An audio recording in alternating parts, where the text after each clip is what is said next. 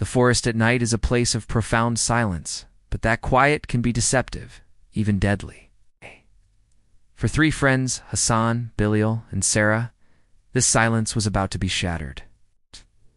They were heading home after a camping trip deep in the woods, their path lit only by the weak beams of their flashlights, slicing through a thick, disorienting fog. Every shadow seemed to writhe and twist, playing tricks on their eyes. Then, a scream. Piercing, soul-shaking scream that ripped through the air. It wasn't an animal. It was a woman's cry, long and broken, echoing between the trees. In an instant, the forest erupted. Birds burst from the canopy in a panicked frenzy, and the very ground beneath their feet seemed to tremble.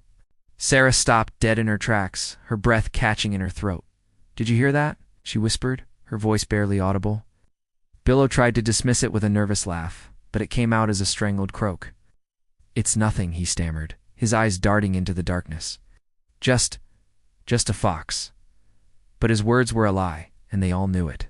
The scream tore through the night again, this time closer, sharper, as if whatever made it was right behind them. The sound of snapping branches closed in from all sides. Heavy, frantic footsteps crunched through the undergrowth, getting louder and louder. And then, through a break in the fog, they saw her. A tall figure draped in torn, dirty white cloth. Her long, tangled hair obscured her face, making her seem like a faceless apparition. She let out another scream, a sound so raw and powerful it seemed to shake the air itself. The three friends were paralyzed, frozen in pure, undiluted terror. "Run," Hassan finally yelled, breaking the spell. They bolted, crashing blindly through the dense forest. Their flashlights bounced wildly, casting frantic dancing shadows that looked like grasping hands. Behind them, the witch's voice became a symphony of horror. One moment it was a blood-curdling scream, the next it was a chilling laugh that seemed to mock their fear.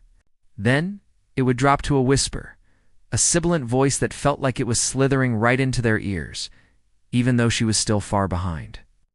The forest itself seemed to turn against them, twisting into an impossible maze where every tree was a clone of the last, offering no clear path. Sarah's foot caught on a root, and she went down hard. Hassan scrambled back, grabbing her arm to pull her up. As he did, he risked a glance over his shoulder. What he saw turned his blood to ice. The witch was no longer walking. She was crawling on all fours, scuttling over the forest floor like some grotesque, predatory beast. Her pale skin had an eerie faint glow in the darkness, and her black, depthless eyes were locked onto them. Her long, dirty nails dug into the earth, propelling her forward with unnatural speed. A fresh wave of screams erupted from the friends as they ran harder, fueled by adrenaline and terror. Branches tore at their clothes and skin, leaves crunched and cracked under their desperate flight, but the witch was only getting closer. Her voice began to split, coming at them from everywhere at once. Laughter echoed from their left, insidious whispers slithered from the right, and screams rained down from the canopy above. It felt as if the entire forest had become her, a living extension of her malevolence. Just as their hope was beginning to fade, they saw a small, dilapidated wooden hut nestled in a small clearing ahead. It was their only chance. They sprinted the final distance, bursting through the door and slamming it shut behind them, throwing the rusted bolt into place. They collapsed against the wall, gasping for air, their hearts pounding a frantic rhythm against their ribs. For a blessed moment, there was silence. The only sound was their own ragged breathing. Then, a sound that froze them solid. 3 slow, deliberate knocks on the door. Knock, knock, knock. They held their breath waiting. The silence that followed was even more terrifying than the chase. But it wasn't an outside sound that broke it. It was a voice, a dry, hissing whisper that came from right behind them, inside the hut. "You can't hide from me." A loud crack echoed from above as the roof began to splinter. Dust and splinters rained down on them.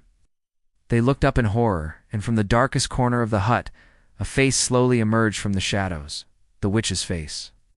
Her mouth stretched into a wide, unnatural smile, and her scream began to rise one last final time. The screen fades to black, but her echoing laughter stays, haunting the darkness of the forest. If you enjoyed this story, please like the video, follow for more, and don't forget to subscribe. Thanks for watching.